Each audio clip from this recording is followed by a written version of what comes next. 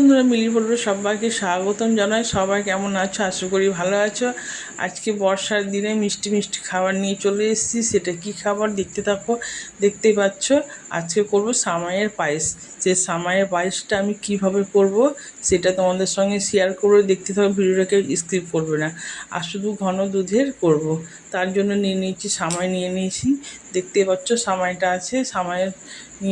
সামাইয়ের জন্য দুধ লাগবে। দুধটা নিয়ে নিয়েছি। এই যে দুধটা ঘন করে জাল দিয়ে নিয়েছি। 2 কিলো দুধ 1 কিলো মতো হয়ে গেছে। দিয়ে পেস্তা বাদাম আর কাজু বাদাম, 2 রকম বাদাম নিয়েছি চিনি, আর মেন হচ্ছে ঘিটা তো লাগবেই।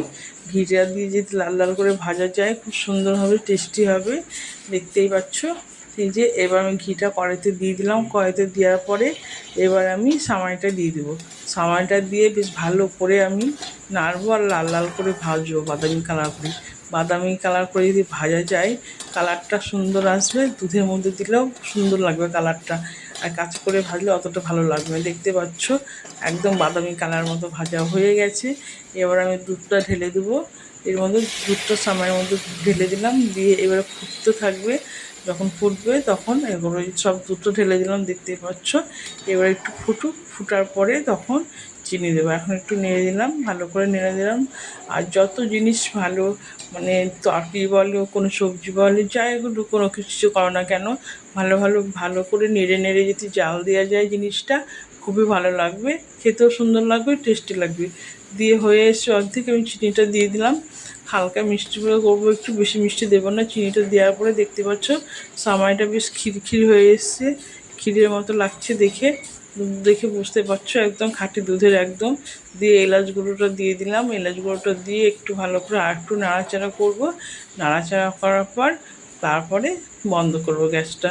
এখন আর একটু হয়ে যাচ্ছে, দেখছি টকবক করে ফুটছে, দেখতেই পাচ্ছ একদম মাখো মাখো হয়ে গেছে। দুধটাও খুব সুন্দর জাল হয়েছে, এত ঘন সুন্দর জাল হয়েছে কি বলো, মানে ক্ষীর ভাব হয়ে গেছে দুধটা একদম। যার জন্য সামাইটাও ওরকম সুন্দর হয়েছে, আর দেখে টেস্টি লাগছে, খেতেও টেস্টি হবে। দেখতে পাচ্ছ এই যে আমার সামের পায়েসটা হয়ে গেল। এবার একটু বাটিতে তুলে ডেকোরেশন করব। দেখতেই পাচ্ছ একদম ক্ষীরের মতো জমে গেছে। এই যে পেস্তা আর কাজু বাদাম দিয়ে এটা ডেকোরেশন করেছি, কেমন হয়েছে এটা অবশ্যই জানাবে। আর ইউটিউব থেকে দেখলে আমার চ্যানেলটা সাবস্ক্রাইব করে দেবে। ঠিক আছে বন্ধুরা, এই যে তাহলে রেসিপিটা এখানে আমি শেষ হচ্ছে। বেশি মানে তোমরা ভালো থেকো, আর আশেপাশে আমি যেন ভালো থাকতে পারি।